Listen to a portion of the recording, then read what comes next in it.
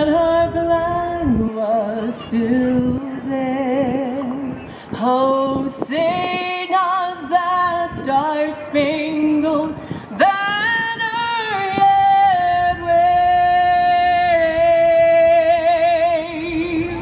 o'er the land of the free and the home of the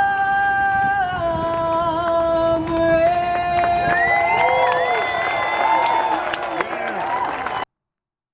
I spent quite some time as a boy attending air shows. My grandfather was a pilot, and both my grandma and grandpa were active members of the EAA. I had the privilege of attending the Oshkosh Fly-In and many pancake breakfasts, seeing the magic of flight.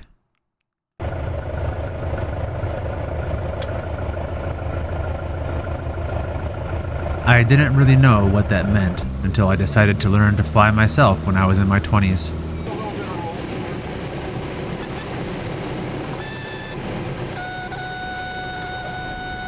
I earned my license, owned a plane, and flew across the country. It was truly a magical time. This past weekend, I took my son to the Great Colorado Air Show to see aerobatic performances and demonstrations of what our aircraft and incredible pilots can do. I was certainly reminiscing of my times with airplanes and enjoying watching my son take in the magic of flight. This world is built on rites of passage that demand dedication and discipline.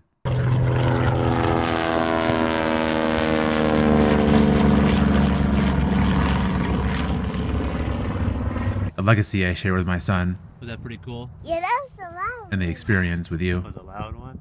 These two aviators, very accomplished pilots, having achieved several thousand hours of flight time and everything from general aviation airplanes to corporate business jets to World War II warbirds. They're very thrilled to fly for you here today at the Great Colorado Air Show and look forward to flying for you their full two-ship performance a little bit later on. As well.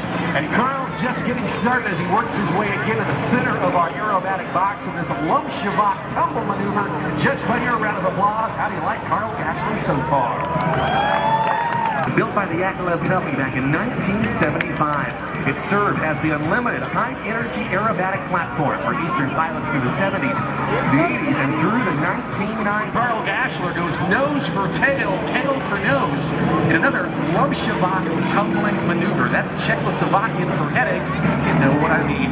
3 or 4 decades ago, we're going to watch Bob Freeman as he gets fully in tune with his aerobatic machine. So much get in this airplane as you do strap it on. It's very much a backpack with wings. Watch for the rapid snap on the down line. Stopping this aircraft exactly where he wants to each and every time, all thanks to his competition background where he's traveled the world in international aerobatic competition.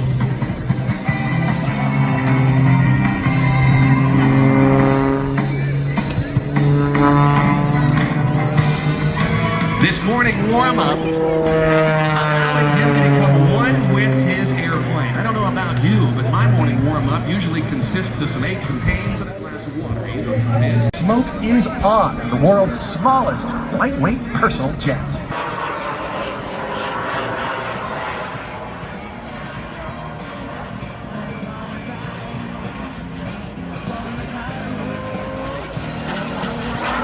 That's a vertical maneuver. An auxiliary power unit on Russian fighters. Reversing back in now to the center of our aerobatic box. Here's Tom Larkin.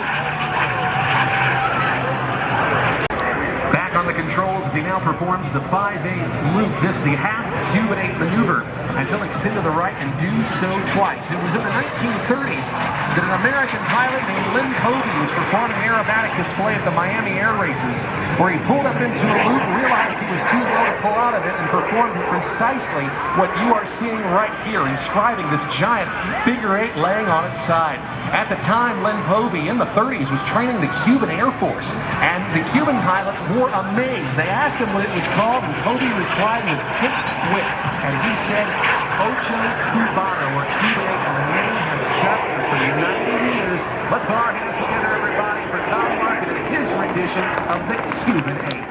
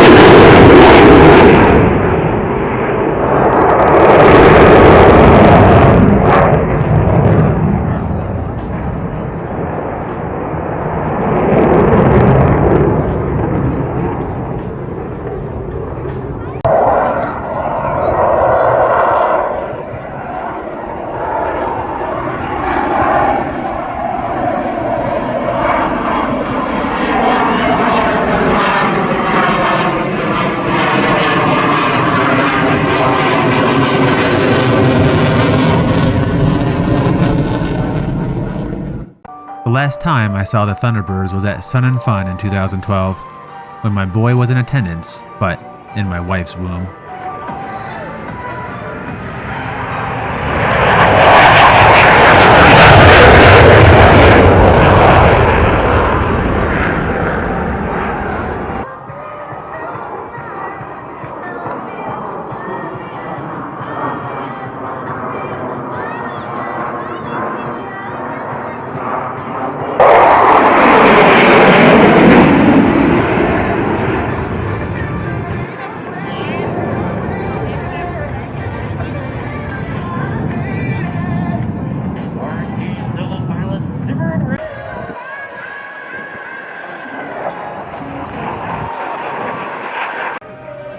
This time, I don't think he'll forget the display they put on.